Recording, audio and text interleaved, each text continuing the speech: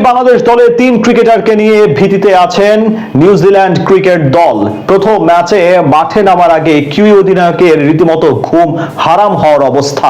বলছেন এই সিরিজে তাদের জন্য ভোগান্তি হতে পারে টাইগার দলের এক বিশেষ ইউনিট, যাদের কাছে এই 3 ম্যাচ হারতে পারে সফরকারীরা। প্রথম ম্যাচে মাঠে নামার আগে তবে কোন 3 ক্রিকেটারের ভীতিতে আছে নিউজিল্যান্ড ক্রিকেট দল, সেটাই জানবো এই প্রতিবেদন থেকে। নিউজিল্যান্ডের বিপক্ষে সাম্প্রতিক সময়ে ওয়ানডে ফরম্যাটে বাংলাদেশের লড়াইটা বেশ ভালোভাবেই হয়। দুই দলের সবগুলো ম্যাচেই টানটান উত্তেজনা থাকে।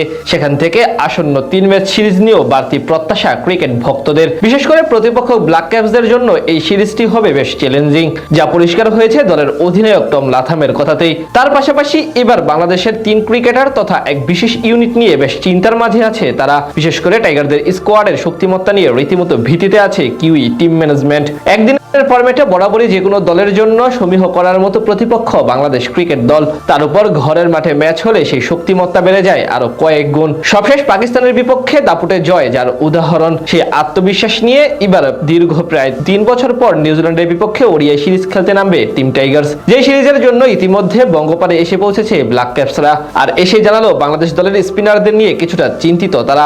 স্পিনারদের জন্য বরাবরই সহায়ক উইকেট থাকে বাংলাদেশে।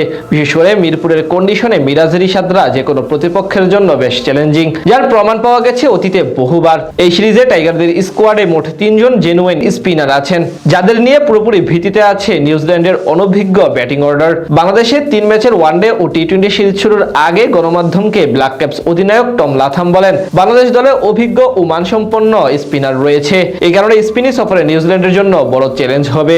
এর পাশাপাশি টম লাথাম বলেন, বাংলাদেশের মাটিতে যে কোনো আন্তর্জাতিক ম্যাচে স্পিন গুরুত্বপূর্ণ ভূমিকা রাখে, অতীতে অভিজ্ঞতাও সেটাই বলে। আমাদের জন্য এবারও বাংলাদেশের স্পিনাররা বড় ভীতির কারণ হবে। সেখান থেকে বলা চলে রিশাদ হোসেন, মেহেদী হাসান মিরাজ এবং তানভীর ইসলাম এই 3 জনকে নিয়ে বেশ ভালো চিন্তায় থাকবে সফরকারীরা। সিরিজ শুরুর আগেই এই 3 জনকে নিয়ে এক প্রকার ভীতিতে পড়ে আছে তারা। বিশেষ করে এই 3 ম্যাচের রিশাদ হোসেন হতে পারেন তাদের ব্যাটারদের জন্য সবচেয়ে বড় পরীক্ষা।